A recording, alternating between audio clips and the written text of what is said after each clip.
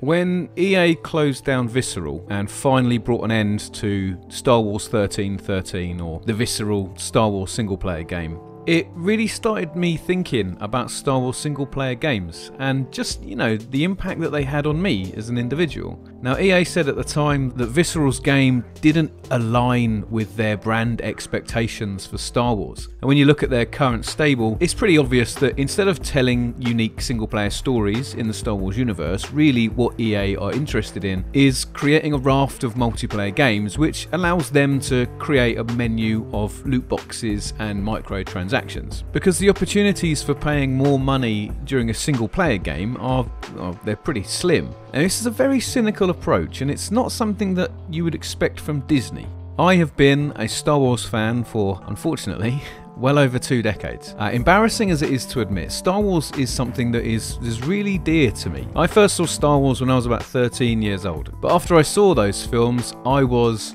besotted with it. I went out and I just soaked up everything I could find. I bought every book that you could buy in W.H. Smith's, and at that time there was a lot of them. And what I liked about all these books was that I could find out what happened to Han after the films, or Leia, or Luke, or even Wedge. I was wearing the shoes of these Star Wars characters, and I was living through them. Some of these stories introduced me to new characters who weren't in the films at all. Now, if anything, this is actually better. And as soon as I started playing Star Wars computer games, then well, the game changed completely.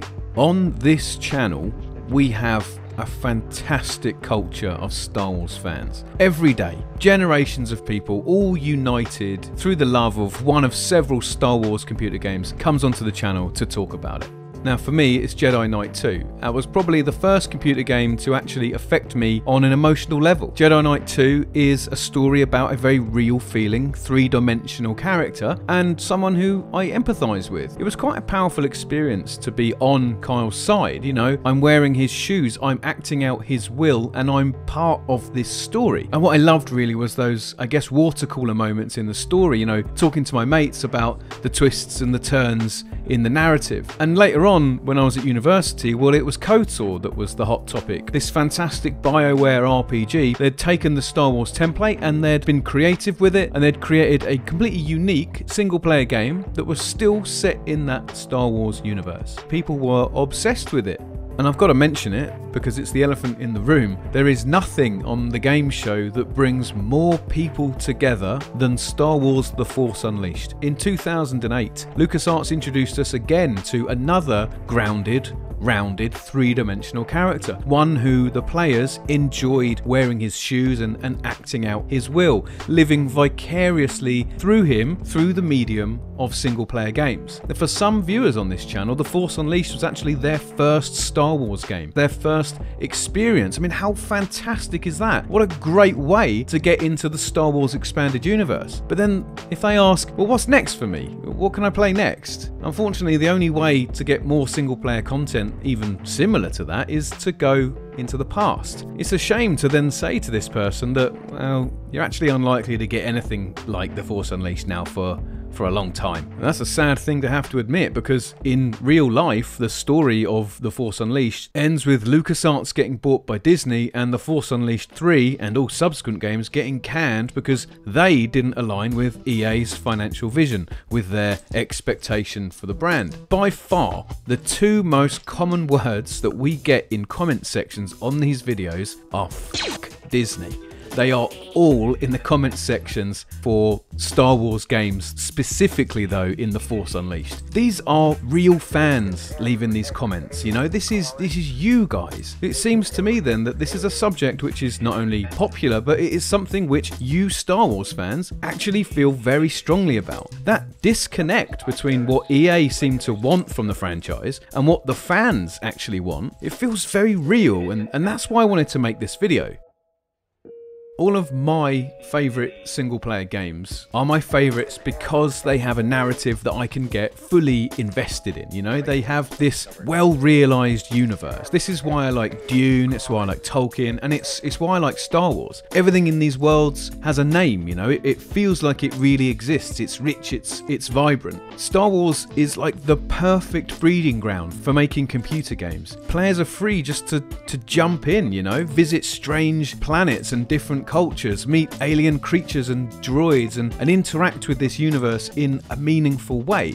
Now think of your favourite choreographed set piece from, say, Uncharted 2, or that big plot reveal in Deus Ex. I like single player games because I like to feel like I'm taking part in something important. You know, I'm taking part in this big cool story that somebody's written, and that my role in telling that story is pivotal.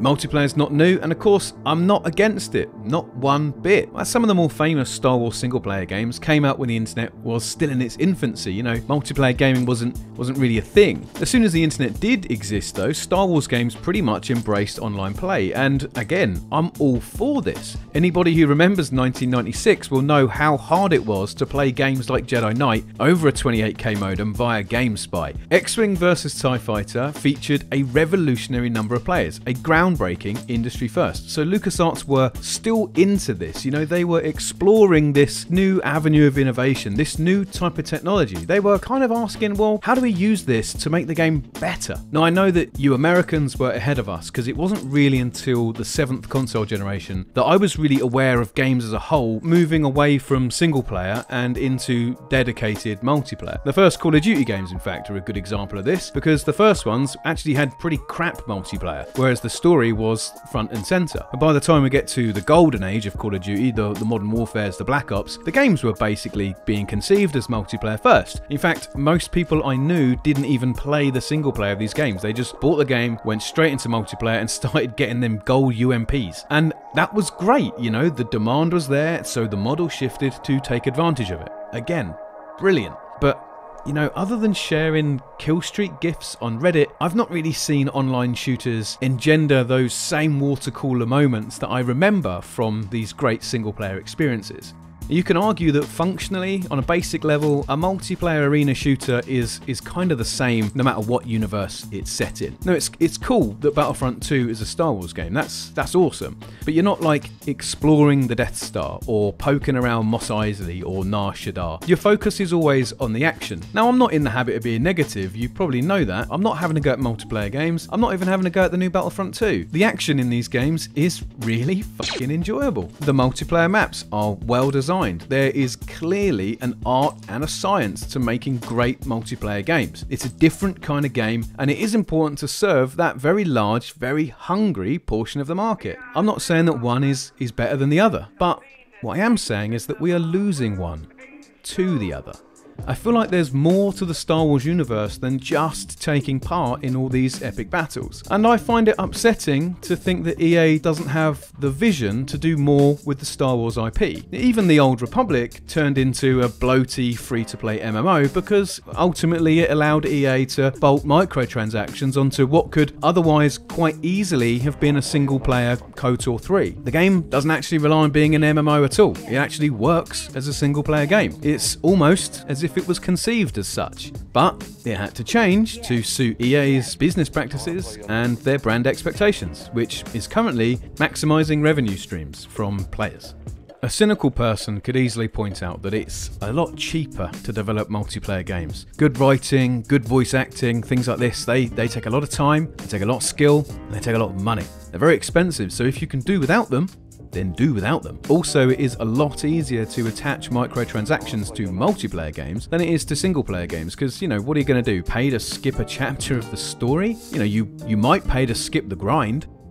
Now, I would have thought that Disney would have a vested interest in telling great stories. This has pretty much been their modus operandi for like 90 years now. You'd think they'd be more interested in innovating and maybe pushing the boundaries of the storytelling experience within the framework of a computer game, you know, as well as reaping the financial benefits. When I think of the history of the Star Wars franchise, all of these positive, memorable experiences that I've had have been through the single player experience. I think it's a shame to think we're not going to get anything else like Jedi Knight. We're not going to get anything like The Force Unleashed. We're not going to get anything like 1313, probably for a long time to come. I'm too optimistic to say that it will never happen, you know? There's always hope for the future. If you're watching this, I hope you agree with at least some of my points. Let's keep Battlefront, by all means, but can we also have some top-tier single-player games as well? Hit subscribe, I guess. Perfect. Perfect.